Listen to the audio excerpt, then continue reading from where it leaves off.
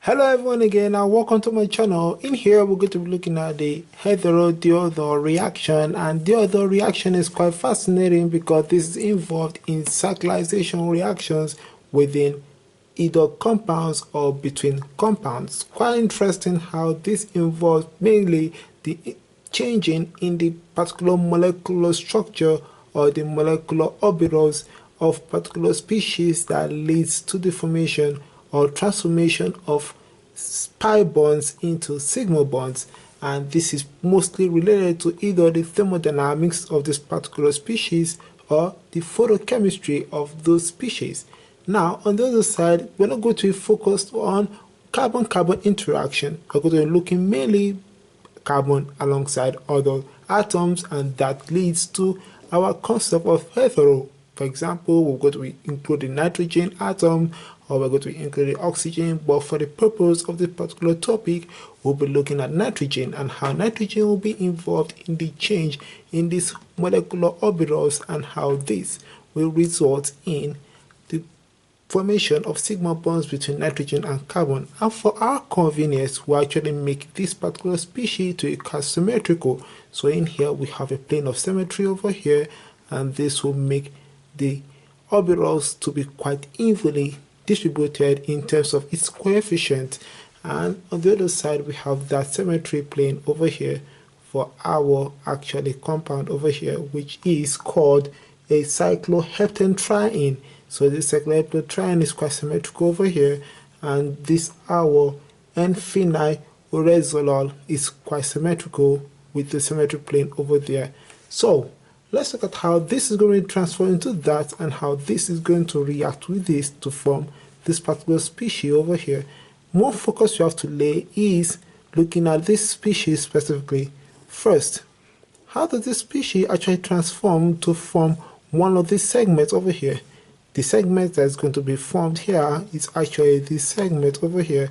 But one thing that's quite different is, one, we have formation of new bonds which are over here, and two, we have a formation of a new bond over here, or probably three, including the number of pi bonds we have over here, and the number of pi bonds being changed into sigma bonds is quite crucial.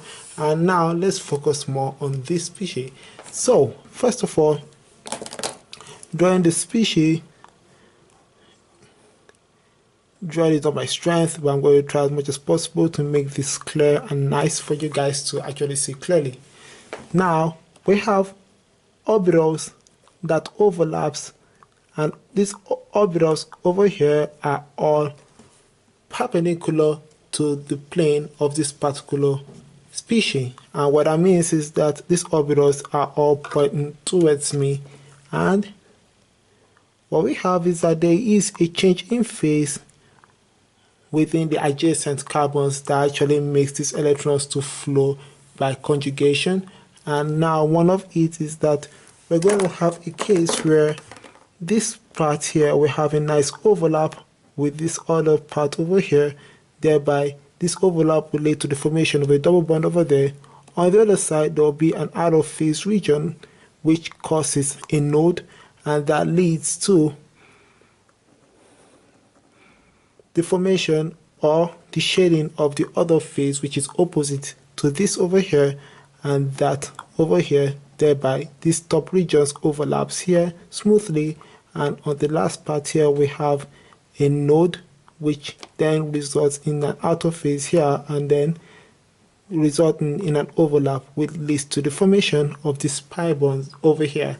So one interesting thing that happens here is that there is a rotatory process that leads to the formation of a bond over there, which is what we have over here. Now what happens is that we have a disrotatory process which is going in the opposite direction, and this rotatory process then leads to the overlap between the bottom phases, because once you rotate these two ends at the bottom overlaps and then forms a sigma bond, and by doing so there will be a rotation or a cyclization process, self-cyclization, that makes this pi bond to become a sigma bond and this pi bond to form a pi bond and this pi bond to form a pi bond. So therefore, what happens also to the hydrogens that were all on the plane of this molecule, that leads to a change in this particular regiostereochemistry of this particular compound, and then we get this product. And this product is quite different from that because we are going 1 degree in terms of the unsaturation, where we just have our double bonds being formed over there and over there, which we have here, and over here we have our new fresh sigma bond with the hydrogens pointing towards me. So this is the species that we're going to form at first before there will be a kind of a 4+2 interaction between this and that. So how do we get from here to there? So what happens getting to this particular species and going into that species is quite fascinating at some point, because we need 2 species to actually make this particular reaction to actually happen. One species is actually potassium bromide and the other species is potassium peroxomonosulfate. And this, I'm going to draw it at the bottom. In here we're going to have our O.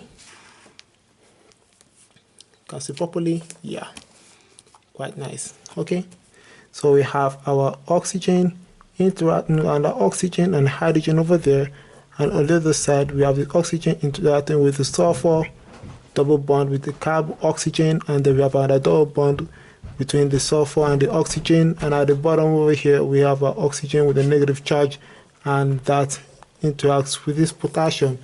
Now what we have now is that this bromine, which is actually negatively charged, what happens here is that this attacks this particular oxygen, thereby making this bond to cleave off, and then forms a lone pair on this oxygen, making this oxygen to form a negative charge. And what that leads is the formation of this particular species with a negative charge on the oxygen and a double bond on the oxygen, and then we have a negative charge on the oxygen with the potassium positive, and this other potassium then interacts with this oxygen over there. Now what that leads is the formation of this particular compound, and how this compound will be crucial in the reaction that transforms this into that. So what happens next is that we're going to have a particular interaction where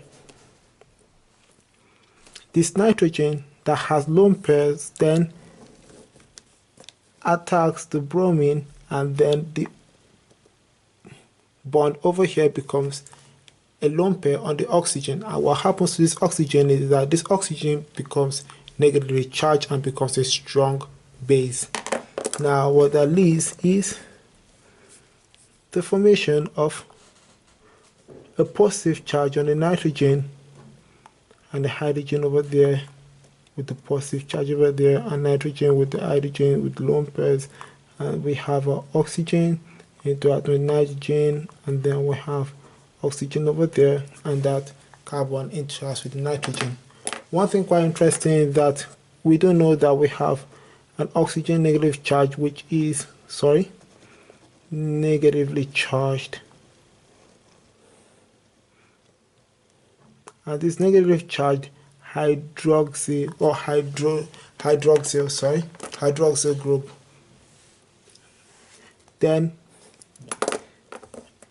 extracts this particular, or deprotonates this particular species by removing the hydrogen over there, and then this becomes a lone pair on the oxygen or nitrogen, and then what that leads is the formation of a neutral species with bromine attached over there, and we have a carboxyl with nitrogen. I forgot to put the phenyl group over there, and now we have a nitrogen with the hydrogen over there, and then we have our hydroxyl group over there.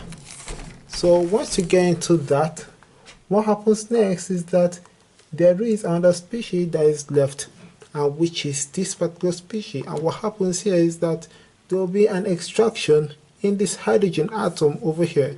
And what that extraction does is that we tend to form a double bond, which leads to the formation of our 2, because we know that we need a 4+2 process to enhance the transformation of this into that, and that 4 has been made, but the other 2 needs to be formed here. So what we do next is that we have our oxygen, then extract this hydrogen, and then the bond over here becomes a pi bond over there, and then this causes bromine to leave off, because bromine is a good leaving group, and what that results is the formation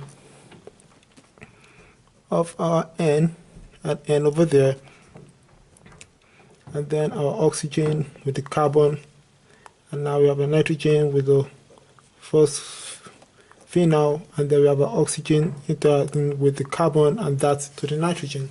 So once we have this and we have that, let me specify it. Now we're going to undergo our regular 4+2 reaction, or 4+2 cycloaddition reaction, and this really relates mostly to the regiostereochemistry and also the stereochemistry of our product. Now I'm going to stop right here and just make you guys to just digest all this stuff for now, and then our next video we are going to focus more on the 4+2 cycloaddition, on how this is going to be interacting with that to form this actual product, and how this product is generated with the help of both our regiostereochemistry and also our stereochemistry. All the same guys, thanks again for watching my video, and please don't forget to hit the like button, share and subscribe with everyone around here. Have a good day, peace, love you all, and be smart.